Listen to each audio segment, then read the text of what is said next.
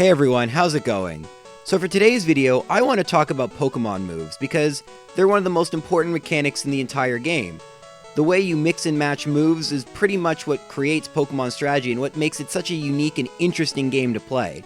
Now, most moves can be learned by a lot of different Pokemon, but there are some moves that can only be learned by a single evolutionary line, and those are called signature moves. Today, I want to be looking at the top 10 signature moves, but when I was making this list, I kinda had a bit of a problem.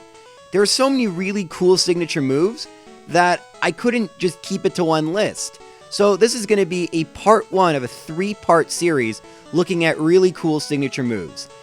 Today I'm going to be focusing on non-legendary Pokemon from Gen 1 through 6. And the next list will focus on the Gen 7 moves because there's so many cool ones of those. And finally, because legendaries get such cool moves, I decided to make them their own list.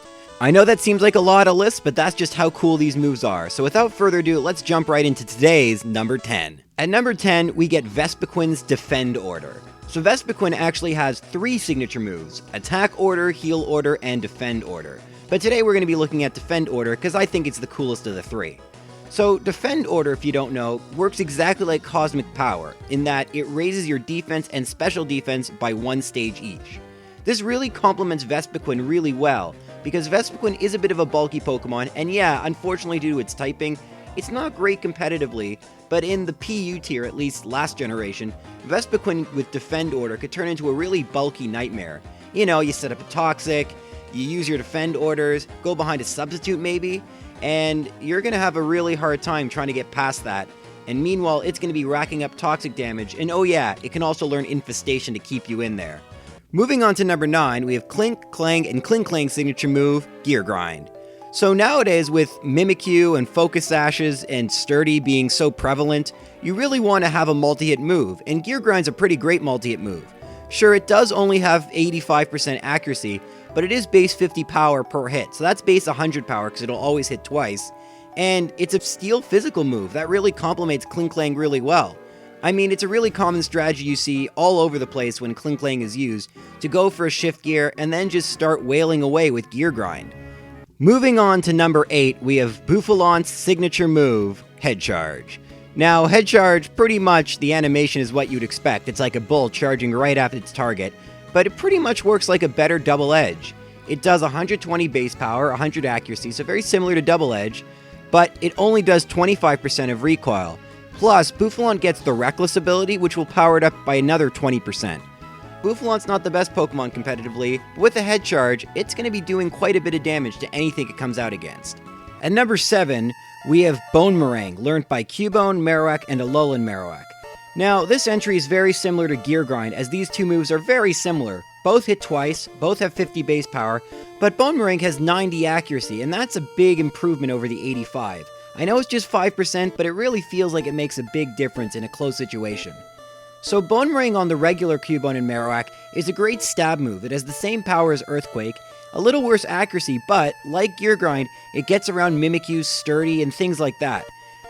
Now at number 6, we see why this is the coolest signature moves and not necessarily the most useful. Because while this move is technically useful and it got a bit of a buff this generation, you can replace it with 2 other moves to do the same thing, and that's Flying Press from Hawlucha. So Flying Press is so cool because it's the only move in the entire game, pretty much, that has the property of 2 separate types, Flying and Fighting. Now what this means is that you need a whole different type chart just to learn how this move affects every Pokemon. The reason I said it's more cool than useful is because, truth be told, I'd probably rather use High Jump Kick, which has a higher base power, although that chance of missing, and Acrobatics with the Unburden ability, which complement each other really well. Flying Press is useful, don't get me wrong, and if you're doing like casual battles, it's a pretty powerful move. Base 100 power is nothing to scoff at. If it were 2 types that Hawlucha couldn't learn, or at least 1 type it couldn't learn, it would probably be more useful, so I guess it doesn't necessarily complement it. It's kind of redundant, but it's still cool enough having that 2 type thing that I think it deserves a spot on the list. At number 5, we have a move that has stayed signature since it was invented in Gen 2, and that's pretty impressive.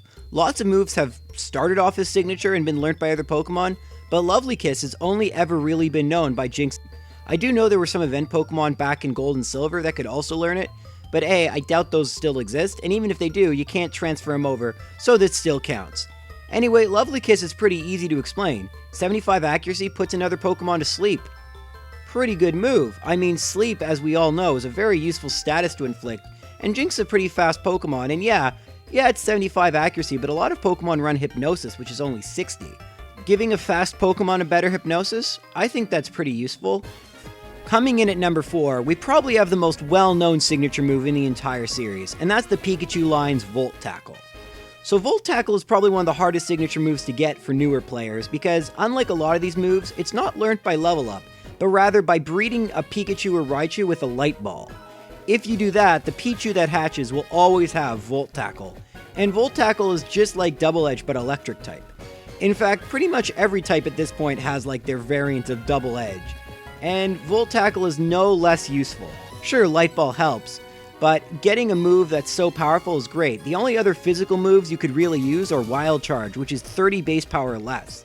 So not only is it great in complementing Pikachu or Raichu specifically, but it fills a niche in the game. So many Pokemon would benefit from Volt Tackle.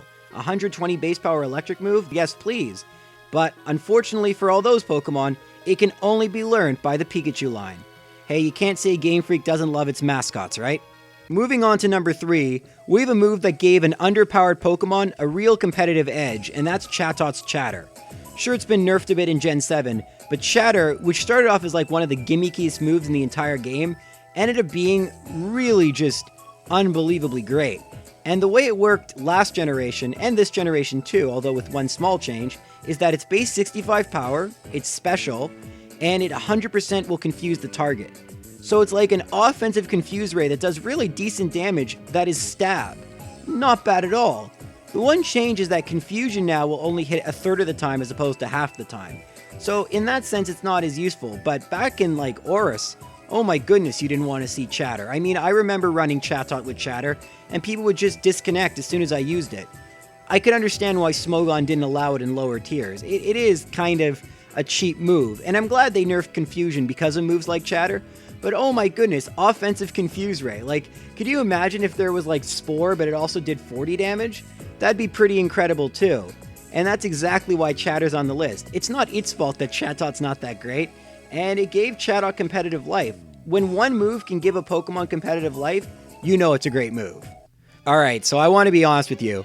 I had a really hard time deciding which one would be number 1 and which one would be number 2. So please forgive me for putting King Shield at only number 2.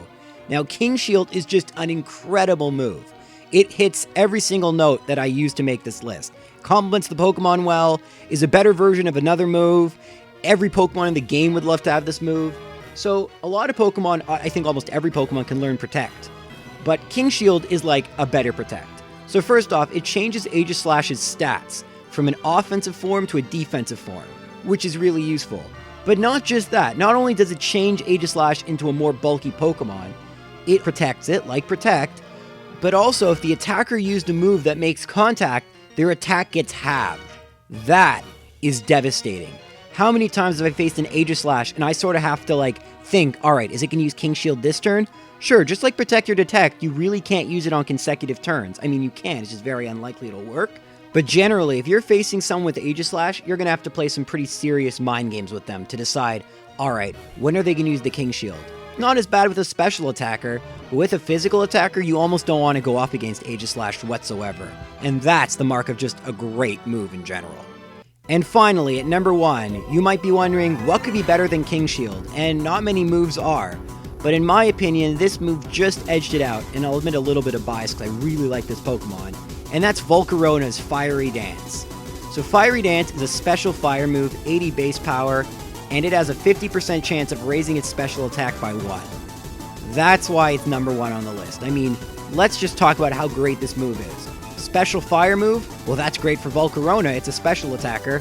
Raising your special attack by 1 half the time, so you don't have to invest as much in special attack because you're probably going to get a buff.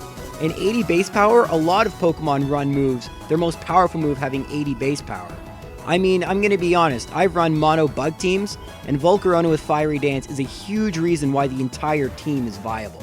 When one move on a Pokemon can make a whole team work, you know it's a truly great move. And I had a really hard time, King Shield, Fiery Dance, which one's best? I don't know, but like with Fiery Dance, you just sometimes get these runs where you get like +6 in a special attack and you just attack 6 times. It's crazy. And this means that Pokemon can't really wall you as well, they can't set up on you as well. It's something you always have to be aware if you're facing Volcarona. And yeah, Volcarona itself has some weaknesses, but the move Fiery Dance is definitely not one of them. So that's it for this list. Do you agree with all the moves I put here? Did I forget any moves? Just remember, I didn't use any legendaries or moves invented in Gen 7. Those will be on other lists, and trust me, some of those moves are even better than these. I just wanted to talk about all of them because they're all so cool. So stay tuned for the next part, let me know what you think in the comments, and thank you so much for watching. Take care!